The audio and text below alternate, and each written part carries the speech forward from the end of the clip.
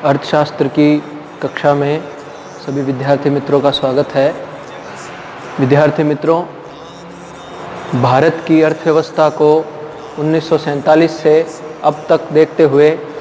अब अर्थशास्त्र में मानव पूंजी व मानव पूंजी के महत्व को हम समझने वाले हैं। और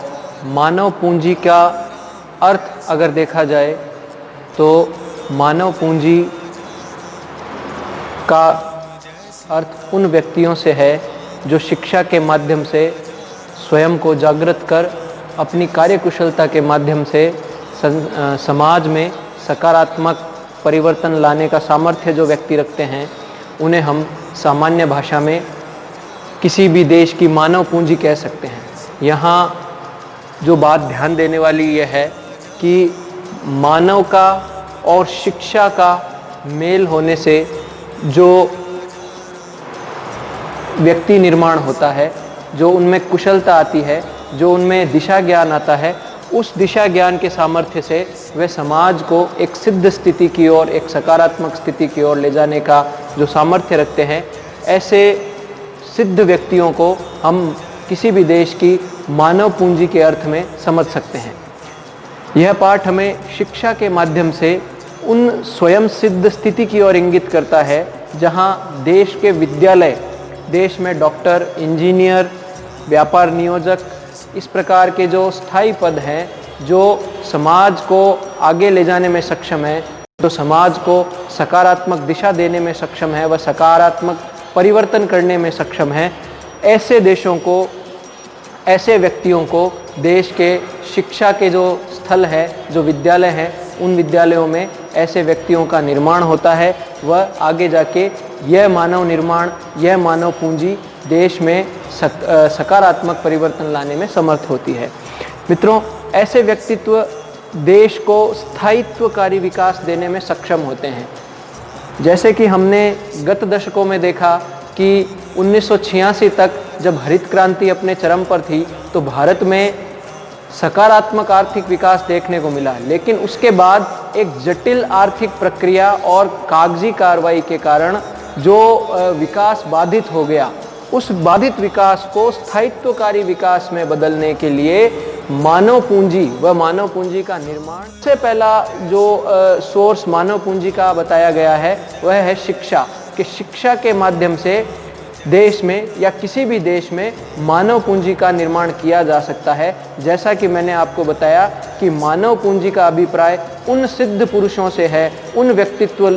व्यक्तित्वों से है जो देश को, जो समाज को अपने सकारात्मक दृष्टिकोण व कार्यकुशलता के माध्यम से एक स्वयं सिद्ध स्थिति की ओर ले जाने में सक्षम होते हैं। तो शिक्षा के द्वारा मनुष्य को जीवन के जागृत आयाम तक पहुंचाया जा सकता है, जहां वह मनुष्य समाज में सकारात्मक परिवर्तन करने में सक्षम हो जाता है। तो अगर स्रोत के रूप में अगर देखा जाए तो मानव पूंजी का जो सबसे पहला स्रोत है वह है शिक्षा। यानी शिक्षा के माध्यम से जो स्थायी परिवर्तन मनुष्य के स्वभाव में, चाहे वह शारीरिक रूप से हो, चाहे वह मानसिक रूप से हो, जो स्वभाव में परिवर्तन होता है और उन परिवर्तनों को पहचानने के बाद वह मनुष्य फिर उस लायक बन जाता है कि वह समाज को उस स्थायित्वकारी विकास की स्थिति में ले जा सके। तो शिक्षा के बिना मानव पूंजी को विचार भी नहीं किया जा सकता। यानी अगर मानव पूंजी के स्रोत के रूप में देखा जाए तो सबसे पहला स्रोत है शिक्षा, और शिक्षा का सबसे अच्छा स्रोत है किसी भी देश के विद्यालय। तो शिक्षा के बाद जो अगला स्रोत जो मानव पूंजी का आता है वह है स्वास्थ्य सुविधाएं। विद्यार्थी मित्रों, किसी भी देश की स्वास्थ्य सुविधाएं यह सुनिश्चित करती है कि वहाँ की मानव पूंजी कितनी कुशलता से कार्य कर सकती है और कितने लंबे समय तक कुशलता से कार्य कर सकती है। अगर कोई भी व्यक्ति स्वस्थ है तो वह अपनी वैचारिक विलक्षणता से समाज में परिवर्तन कर सकता है, और वह आशा एक स्वस्थ मनुष्य से ही की जा सकती है, क्योंकि एक स्वस्थ शरीर में ही स्वस्थ मस्तिष्क का निवास होता है। इसलिए मानव पूंजी के स्रोत के रूप में अगर दूसरा सबसे बड़ा आयाम देखा जाए तो शिक्षा के बाद जो स्वास्थ्य सुविधाएं हैं वह किसी भी देश की मानव पूंजी को निर्माण करने में बहुत ही सहायक सिद्ध होती है। स्वास्थ्य सुविधाओं के बाद अगर कोई मनुष्य शिक्षित है और अगर वह स्वस्थ है, तो स्वस्थ मनुष्यों को उस सिद्ध स्थिति तक पहुंचाने के लिए शिक्षा के अलावा उनका व्यवहारिक प्रशिक्षण भी होना बहुत आवश्यक है। यानी शिक्षा जो है वह एक प्रकार का किताबी ज्ञान है जो हमें दिशा बताता है, और उस दिशा में चलने का जो व्यवहारिक जो ज्ञान है वह किसी भी मनुष्य को प्रशिक्षण के माध्यम से मिलता है। तो यहाँ जो ध्यान देने वाली बात यह है कि अगर हम मानव पूंजी व मानव पूंजी के निर्माण की चर्चा कर रहे हैं, तो न केवल शिक्षा बल्कि शिक्षण के साथ साथ प्रशिक्षण होना भी बहुत आवश्यक है। यह वैसे ही है जैसे किताबी ज्ञान और व्यवहारिक ज्ञान। जो शिक्षा है वह हमें किताबी ज्ञान देती है, लेकिन जो प्रशिक्षण है वह हमें किसी भी कार्यस्थल पर काम करने का व्यवहारिक ज्ञान प्रदान करता है, चाहे वह कोई सा भी फील्ड हो, चाहे वह कोई सा भी काम हो। तो शिक्षा स्वास्थ्य सुविधाओं के बाद जो तीसरा सबसे बड़ा मानव पूंजी का स्रोत है वह है मानव का शिक्षण, और शिक्षण के बाद प्रशिक्षण। मित्रों, अगर व्यक्ति शिक्षित है, अगर व्यक्ति स्वस्थ है, अगर व्यक्ति को सही दिशा में कार्य करने का प्रशिक्षण मिला है, तो फिर एक प्रक्रिया शुरू होती है जो एक बहुत लंबे समय तक चलती है और मनुष्य की कुशलता को सिद्ध करती है, और वह प्रक्रिया है प्रबंधन और सूचना। यानी किसी भी महकमे में किसी भी महकमे की कार्य प्रणाली अगर हम देखें, चाहे वह बैंक हो, चाहे वह कोई सा भी सेक्टर हो, तो उसमें सबसे बड़ा काम जो होता है वह होता है सूचनाओं का आदान प्रदान। यानी अगर मैं बैंक में पासबुक लेके गया हूँ, तो बैंक से वापस आते समय अगर वह पासबुक मैंने किसी मशीन में डाली है, तो वह मशीन से पंजीकृत पासबुक जो निकलेगी उसमें जो दल होगा वह सूचनाएं होंगी, जो सूचनाएं मुझे उस मशीन के माध्यम से मिली है। और अगर वह मशीन किसी प्रबंधन के द्वारा चलाई जाती है, तो उस प्रबंधन को कुशलता से करने वाला वह व्यक्ति है जिस व्यक्ति ने शिक्षा प्राप्त की, जो स्वस्थ है, जो मानसिक और शारीरिक रूप से स्वस्थ है, और प्रशिक्षण पाके वह उस योग्य बना है कि कितनी भी बड़ी व्यवस्था, कितने भी बड़े महकमे का प्रबंधन करने में वह सक्षम होता है, चाहे वह लघु स्तर पर हो, चाहे वह वृहद स्तर पर हो। तो शिक्षा, स्वास्थ्य और प्रशिक्षण के बाद जो सतत चलने वाली प्रक्रिया और जो लंबे समय तक चलने वाली प्रक्रिया है वह किसी भी कार्य क्षेत्र का प्रबंधन व सूचनाओं का आदान प्रदान। यदि सही सूचना सही समय पर उपलब्ध है तो वह एक स्थायित्वकारी परिवर्तन लाने में सक्षम होती है। इसे हम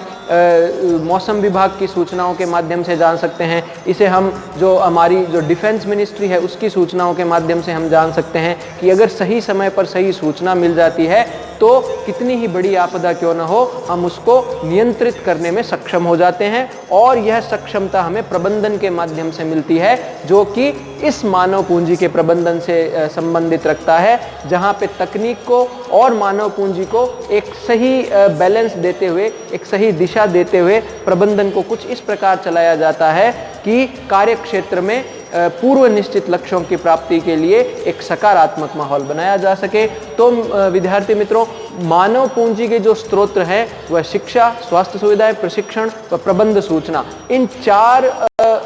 आयामों को अगर हम सिद्ध कर लेते हैं तो हम ये कह सकते हैं कि किसी भी देश की जो मानव पूंजी है वह अपने सर्वांगीण विकास के स्तर पर है। मित्रों, आगे के जो प्रश्न हैं वो हैं मानव पूंजी व देश के आर्थिक समृद्धि में क्या संबंध है। यानी अगर किसी भी देश की मानव पूंजी उस स्तर पर है जहां वह शिक्षित प्रशिक्षित होकर किसी भी कार्य क्षेत्र में सकारात्मक परिवर्तन लाने को सक्षम है, तो ऐसी मानव पूंजी देश में आर्थिक समृद्धि करने में सक्षम है या नहीं है, और अगर सक्षम है तो आर्थिक समृद्धि में और उस मानव पूंजी के अंदर क्या संबंध है। अगला प्रश्न जो उठता है वह है मानव पूंजी अर्थात मानव का सर्वांगीण विकास। जैसा कि मैंने आपको बताया था कि शिक्षा द्वारा मनुष्य के जीवन को जागृत आयाम के स्तर तक पहुंचाया जाता है। यानी शिक्षा प्राप्त करने के दौरान मनुष्य को उस स्तर तक जगाया जाता है जहां वह अपने जीवन के जागृत आयाम तक पहुंच जाता है और सही दिशा चुनने में सक्षम हो जाता है। तो